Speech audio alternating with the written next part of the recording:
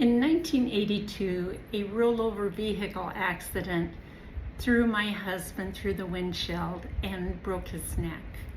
He lived the rest of his life as a paraplegic. At the time, we had just opened a restaurant and was in there for 1 week when he had his accident. So I ran the restaurant myself. We had 4 young boys aging from age 4 to age 10. I would go to work in the morning at 5 o'clock and open the restaurant by 6 and spend the day working. I would leave work at 4 o'clock and close up there, leave my employees to close the restaurant, go pick up my 4 sons and head to the hospital to see my husband.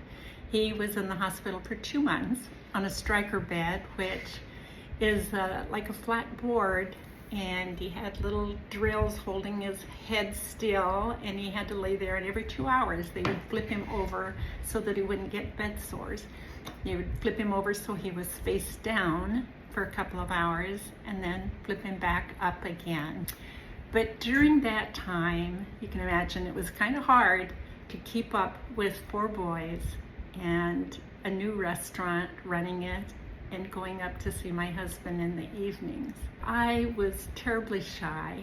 I didn't know how to ask for help. And of course, people were so kind. Everybody would say, if there's anything I can do to help, let me know. But I couldn't say, oh yes, I need help with this and I need help with that. And so I was getting a little overwhelmed. My boys did go to live with my sister for a month, who came to get them, whether I wanted them to go or not. She says, we're taking them, so that it gave me a little relief on what I had to be doing. Otherwise, I was struggling. And there was one day I came home from work and was gonna pick up the boys, and they were out in the yard playing. And when I drove up, it's hard for me to even get through this without getting teary-eyed, but when I drove up, there was about half a dozen guys in my yard. And one was cutting back the overgrown rose bushes. One was riding our old dilapidated beat-up lawnmower and cutting our lawn, mowing our lawn of about 1/3 of an acre. And others were weeding and just taking care of the yard. And inside, I saw a woman standing at the front window, picture window, washing the windows. And I just sat in my car and cried. And one of the guys came over and he said, I'm sorry, I'll get through this story. It's been 30 years and it still touches my heart. One of the guys came over to the car door and opened it, and he said, we called and your son said it was okay that we came. And I said, oh, it is. Of course it is. Okay, I'm back. That day showed me the love of true Christians who saw a need. And even though I couldn't ask for help, they reached out and filled a need. And one of the women, when I went inside, she had had all my laundry done and she had it all neatly folded there, and she said, now don't tell me no, because for the next couple of weeks at least, I'm gonna stop by on Saturday and pick up your laundry, and I'll take it home and do it and bring it back, so don't worry about trying to do the boys' laundry for them. I learned a lesson that day. Not everybody can ask for help.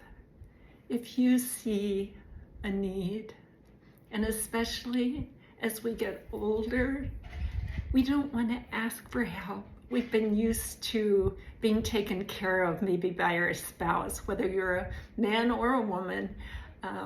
being taken care of and not needing to ask for help, or maybe we're too prideful, or like me, just too shy to ask. But I learned that I watch for situations when I know somebody maybe has lost a loved one or has had a tragic thing happen in their life, and I try to reach out. I don't want to step over boundaries and just go in and start taking over, but I don't always ask. I try to see where a need is and just act on it in the easiest way possible to not offend. And so I encourage you, if you're one of those that need help, let someone know if at all possible, because the people that help are just as blessed by helping as being the receiver of that help. And if you see a need, see if there's something you can do to make life easier for that person. As we get older, we go through so many things. So many of us have lost a loved one, are living alone when we're not used to it. And life is tough. Sometimes the best thing is just to call them and say, I'm here when you need me. Or just go over and say, is there something I can do for you today? And if there's not, can I just sit with you for a while? Maybe we can watch a movie together. You don't have to talk. Just the company sometimes helps. I found that sometimes words didn't console because you just felt a little awkward when you always had somebody saying, oh, I'm sorry about this, I'm sorry about that. And how do you respond to that sometimes? Sometimes the best things that I felt were when somebody just came up and without a word just gave me a big hug and held on tight. Watch your neighbors, watch your friends, pay attention. If you see a need, reach out. May God bless you.